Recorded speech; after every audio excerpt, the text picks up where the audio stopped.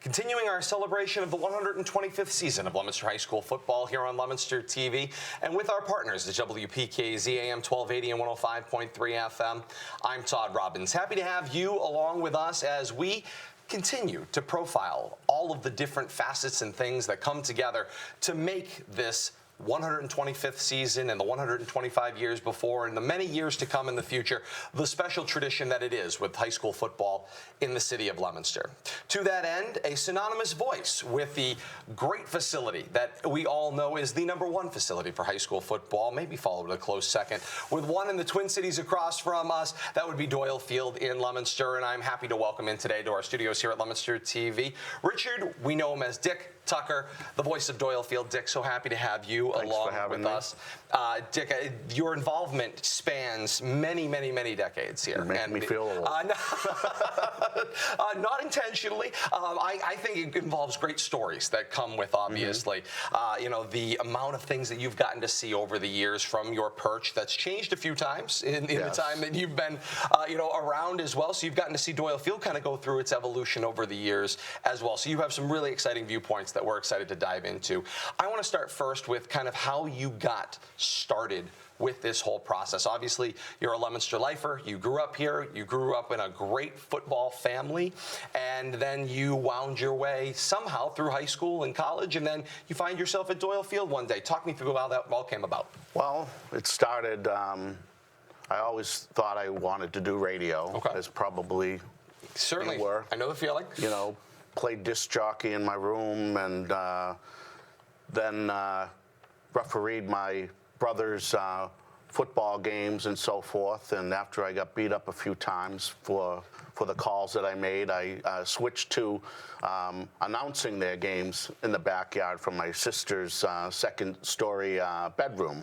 Then I went to school after I graduated Leominster High School to Mount Wachusett, got a 2-year associate's degree in communications, moved to Maine to a small town called Millinocket, Maine, and played country music and easy listening music format for a year. Prior to going away to Maine, I had spotted for the previous PA announcer at Doyle. So when I came back in 1978 or 77, I did another year of spotting for him, and then he didn't want to do it anymore, so I just took over in 78. My brothers Jack and Dave were playing at the time, and I said, I'll do it for a couple of years while they're playing, and ever since then, I'm still there. 42 years later. 40 plus years, I knew was the case. Talk about that childhood, obviously. Talk about the part of Leominster you grew up in, the schools that you navigated. How did that childhood lead, of course, to your interest in sports? Well, grew up sports-oriented family. 2 older brothers played football for Leominster. And my 2 youngest brothers also played football for Leominster. I knew at a young age I wasn't athletically inclined. So this was my way of participating in sports. And you don't get hurt either. That's right. I always said Mom wouldn't sign the permission slip. It was always a safer way to go. Yeah. So, I just took an interest in their careers, and was always jealous that they were getting trophies and so forth. As in a large family, you get jealous of each other and have fisticuffs occasionally. I'm told the home movies are very interesting. Yes, yes, Jack will tell you that. They're very interesting. Without question. So as you were kind of growing up, you realized, okay, this is one way to go about participating. You obviously said you had spotted a couple of years, and I know there's so much rich history and tradition that you continue on. As you think back, of course, to some of the different things that you saw, with your brothers growing up, what stands out to you, maybe as a first memory of your experience coming around the rivalry and the tradition of Leominster High School football? First memories are probably the early 70s. Hanging with my brothers. They played for Huck Hannigan, of course, and just seeing how how really terrific the teams were back then. The early 70s was really the heyday, most recent heyday of Leominster football. So I knew I was interested in getting to participate somehow. Not being able to play it, this is my way of contributing. How did you find your way into spotting for your predecessor? We were good friends. Mark Bigelow graduated in 1974, and he was doing it was a volunteer job at the time for like 10 years. I didn't get paid after I took over. I just wanted to be at the games, and it was a great spot, 50-yard line, get to see the game, you know, help them out, and went from there. You saw 3 different press boxes, if I'm not mistaken. 3. I've only seen 2 of them. So describe the evolution from, they were all 50-yard line seats, but not all 50-yard line seats are created the same.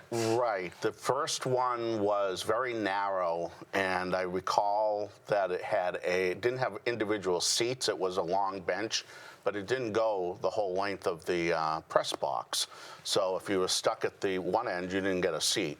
So I was kind of at the middle. I don't think I was at the 50. I think the clock operator. Elio Torcoletti was the clock operator in the old days, and he was quite the character. He, as you're apt to get yelled at a few times on the visitor's side, he would try to control the crowd from the press box occasionally and defend the officials and defend everybody in the press box. And so I recall when he came in, we all had to stand up. Elio's here. Have to move the bench in a little more for him, and if it wasn't in the right position, he let you know. He let you know about everything.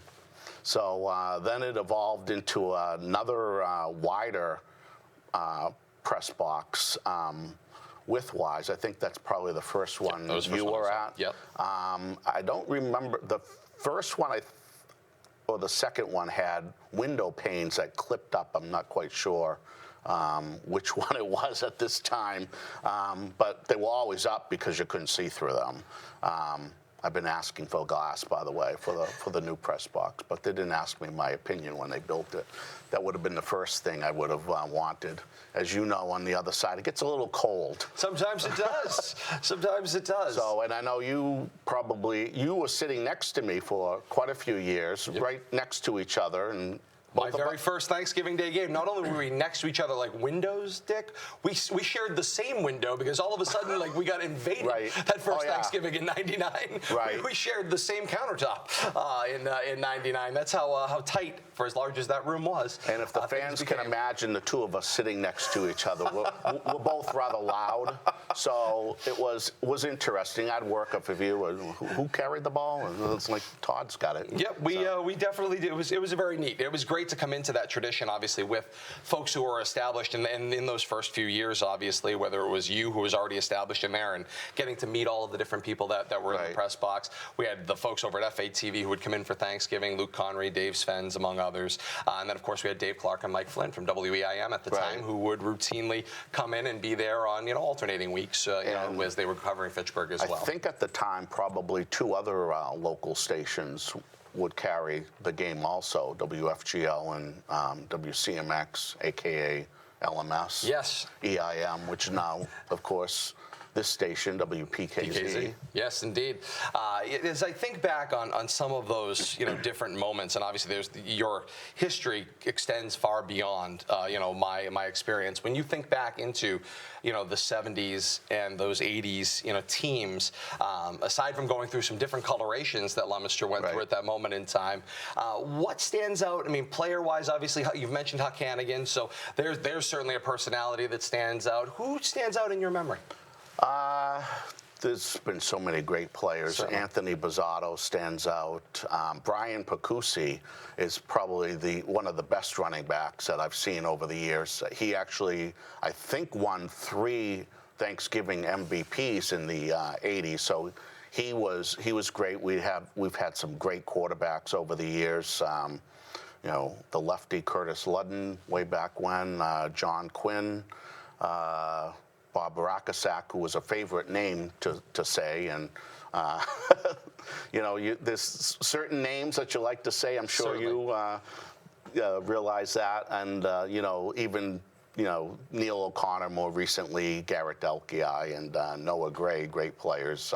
Anthony Dandini, the more recent players, but Scott Chester is another one that I saw. Even Dave Palazzi, I can't leave him out. Now AD, I was announcing when he was playing, so I go back a ways. He's mid-80s. There's a handful of things, obviously, in your signatures that people can kind of harken back to, but I think the ones that stand out in particular are the long first down Lemonster call, the long touchdown Lemonster call. Is that something you had right from the start, or can you pinpoint when that kind of evolved into your game call? I did not have it from the beginning. Okay. I think it just evolved, and I couldn't tell you when, but it's been a few years, and I think the first down probably came first, and then the touchdown around the same time. And I added a woo in there more recently, just to try to keep things fresh. Certainly. But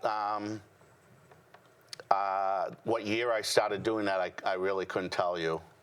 As you go through this process and you talk about the evolution and keeping things fresh, on nights when you come in and you're about half the schedule and things have changed so dramatically, right. You don't know how many games you're going to get a year at Doyle Field anymore. But when you think about just those limited opportunities that you've had each year successively, it's amazing just how much you get to see over that short period of time. Right. And when I first started, I worked. Right now I'm retired, so I can spend more time. I actually meet the kids. I never knew any of the kids. I never met Anthony Bozzato or Scott Chester. When I was announcing the team, I'd go out, meet Coach Bolio, Viette, Dubzinski, and ask them who was starting, go back up to the booth and start announcing, because, sometimes I'd be coming from work, or Saturdays we'd have to ask for the day off or whatever for my job. Unfortunately, I had jobs where I was either the boss and could take the time off, or it was allowed.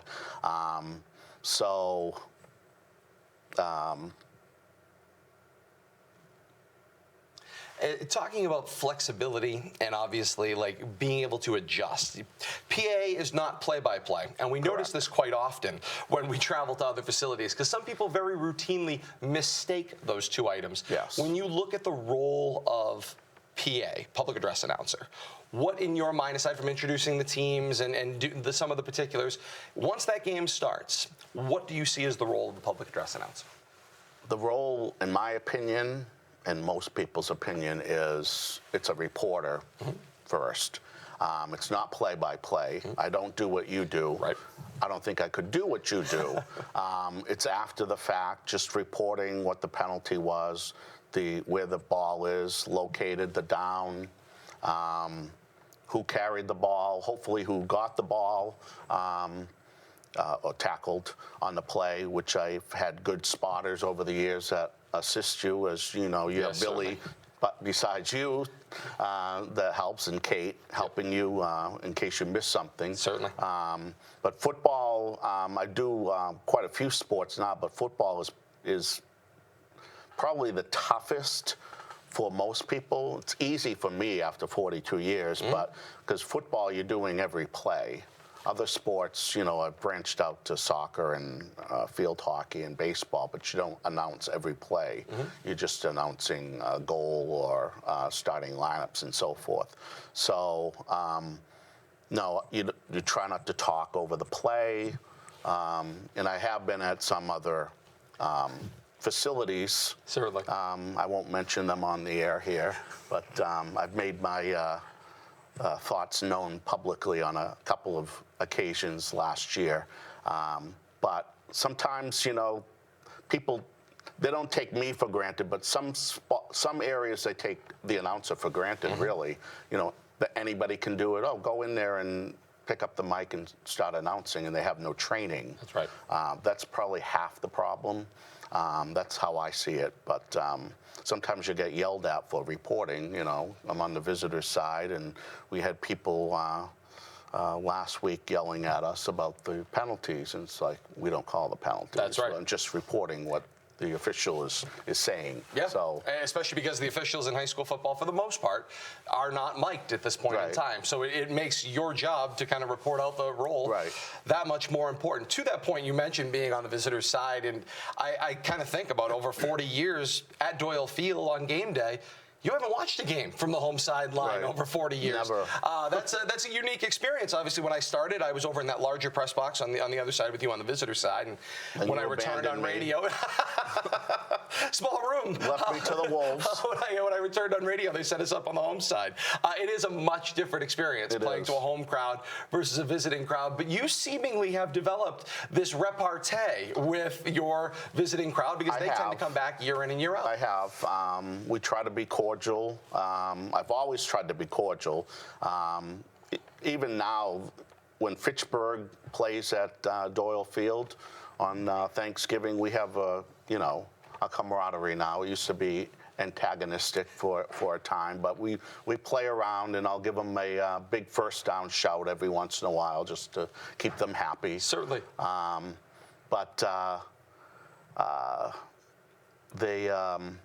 Most people are nice. I mean, there's a few. I'm sure you get it. Certainly. When you're at visiting functions, I try. Just getting back for a second about the reporting.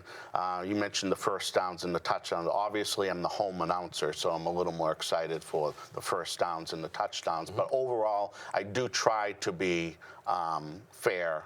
And if it's a good play, it's a good play, no matter who does it, the home team or the away team. And I know you're the same way on the air. Absolutely. For as much as we may be synonymous with Leominster, we've been blessed to get to see so many exciting athletes and so many exciting plays over the years in both, for Leominster and against Leominster at different points in times. And you're right, for as much as it hurts, sometimes, it does have to. Great play is a great play. And that is, certainly something I can take note of. When you think about not just the role of the public address announcer and your experience obviously interacting with the crowd, but when you think about where you fit in this great rivalry, there are two, although I tease off the top, there are two pantheons of high school football that we're so fortunate to have as a part of this Fitchburg-Leominster rivalry with Doyle Field and Crocker Field. Doyle obviously got the most recent facelift. Crocker, they are doing yeoman's work getting that thing brought up to speed. And eventually, we will have, once again, two incredibly equal facilities, from playing surface to press facilities to stands and so forth. And when you just see them and walk into them, you know it's special. There's only going to have been, in your 40 years, two voices, in my lifetime that are associated with that. It's Dick Tucker at Doyle Field, and it was Fred Sullivan over at Crocker Field. That's pretty great company to be a part of. Yeah, Fred had a different style than me. I didn't know him very well. I'd met him a few times, but he certainly is synonymous with Fitchburg High School, and they loved him over there, just like hopefully they like me.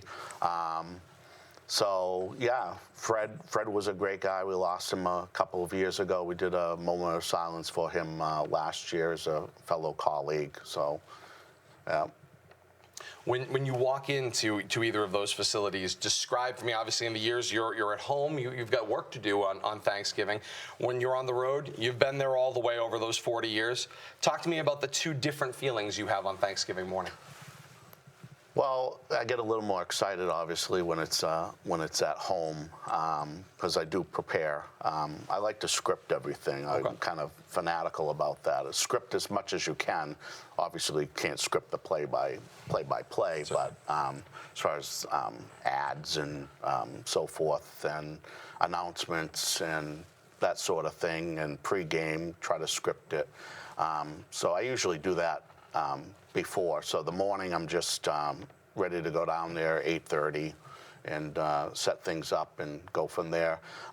The Fitchburg games, when I go there, I've only missed one Fitchburg Leominster game, and it was at Fitchburg a few years ago, long time ago. Certainly. I think it was snowing and so forth, and I just didn't want to go. Yep. But I watched it or listened to it, as the case may be.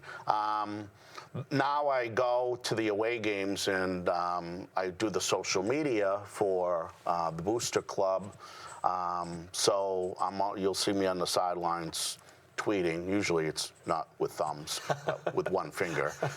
Tweeting the play-by-play. If some people work and they don't have access to a TV or a radio, so they'll follow the tweets on either Twitter or Facebook. So that's what I do at the away games, and I'll be on the sidelines doing that at Fitchburg this year. When you think about kind of your connection, you had mentioned, not having gotten to meet the players, and now you are, of course, a part of this Booster Club, which is something that maybe Leominster, they've had different versions of a Booster Club over the years, but to really have a dedicated group of people that are there all the time, that's a development of the last decade or more. And you all really do, and you've been part of spearheading that process. It's going to evolve again in the coming years, as we're starting to hear. Talk to me about that process, about getting to be a part of the program, not just on game day, but every day. Yeah. When Dave Palazzi came to Leominster, he wanted to start up the Booster Club again. So in 2010, they organized it. I wasn't a part of the first year. I joined the second year. I was kind of approached by the web designer that had designed the website for the Booster Club, asking if they could connect my Facebook page. I had a fan Facebook page on Facebook, and I said, sure, why not? So then it kind of evolved like, well, maybe you should join the Booster Club, and maybe you should administer the website that we're setting up, because the website designer just designs the website. She doesn't put the content in. Somebody has to do that. So I agreed to do that. So now I do the website content. I kept the Facebook page and the Twitter account. So I keep up to date with. So, I'm fully involved now, more so than ever. Plus, I have an internet radio station, and I'll interview the coach every week, as you do, and try to get some of the kids and learn about them, and they seem to like that. So that's where I become completely more involved than I was in 1978. Certainly, without a doubt, there's an everyday role that is associated with it as well. Thinking about another role that you have, I think about what I think is one of the really neat traditions that maybe Leominster has, and Fitchburg's Night Before tradition is somewhat different. You've been hosting the banquet now. That's the banquet held at the Lodge of Elks the night before Thanksgiving for a number of years now. When you kind of think about your experience there, obviously that was a tradition that went on for a long time. Went away for a while. And then came back in recent years. And I think back to my first experience. That was where I first met Huck Hannigan, was the 99 Thanksgiving banquet. I was introduced to him for the very first time. And you think about that pantheon of people that come back and speak at that banquet. And now to get a chance to host that banquet. Talk about that experience, because, again, it's unique to Leominster and something that Fitchburg has a slightly different tradition. Again, when Dave Palazzi came back, he started up some of these traditions again. I don't know why it went away.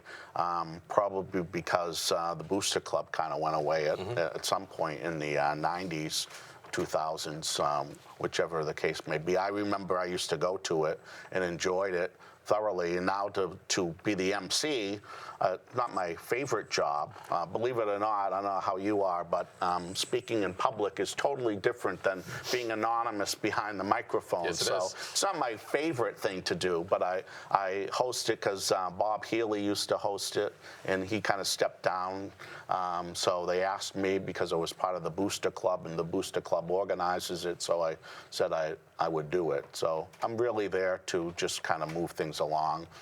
I tell a couple stupid jokes every once in a while, and that's about it. It livens things up a little bit. Nothing wrong with that. When you think about some of the people that you've met over the years, whether it was players or coaches, who stands out? I know as athletes, there's something, but when I think again, when I first met Huck Hannigan, that was like meeting somebody on a pages of a history book somewhere. Like this was somebody on the pantheon of local coaching that I'm like, wow. When you first met some of the people that are involved with this tradition, which ones stood out to you that was like, this is a wow moment? Well, I mentioned one already, the wild, big as life Elio Torcoletti was certainly one. And Huck Hannigan certainly was another one. He had left the coaching before I actually started as the PA, but obviously I had him as a gym teacher. And then later on, I got him involved 1 year with one of the radio stations to come as a color analyst for us, and he couldn't have been a nicer guy. And I went to school with one of his daughter and so forth. A great guy, great football knowledge, and just bigger than life personality.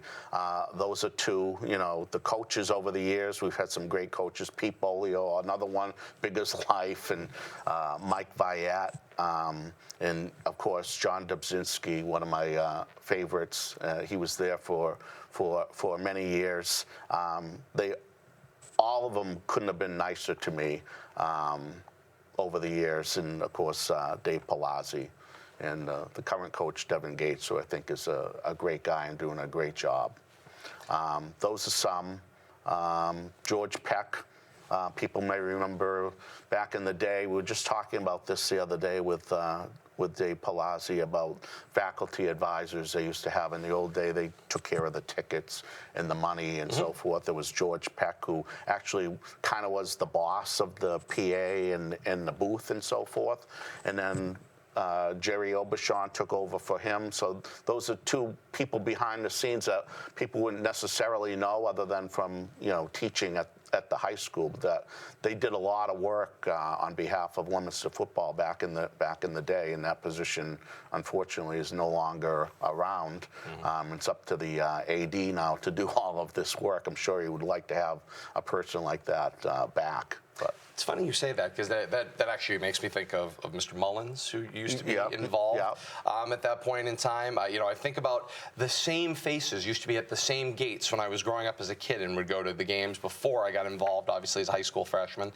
There were all of these faces. I mean, we just think about the chains. Right. I think about Bob Cross quite often, and I'm lucky enough to get a chance to talk to him quite often as well. And when I think about the faces that used to be at Doyle Field over the years that you could count on, game in and game out and game in and game out, you've outlasted them all.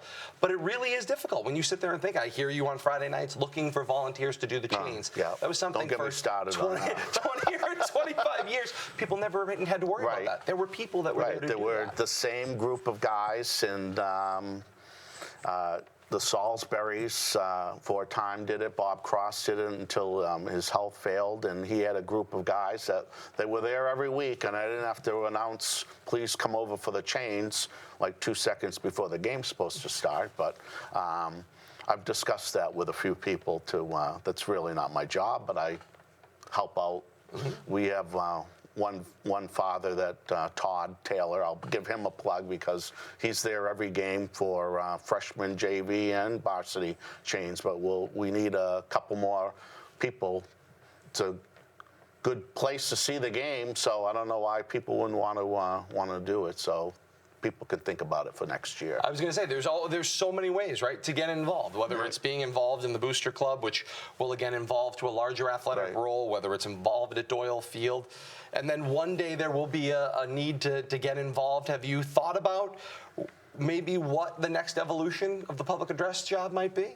Is there somebody who's looking to spot for you somewhere down the line that might want that job? There was.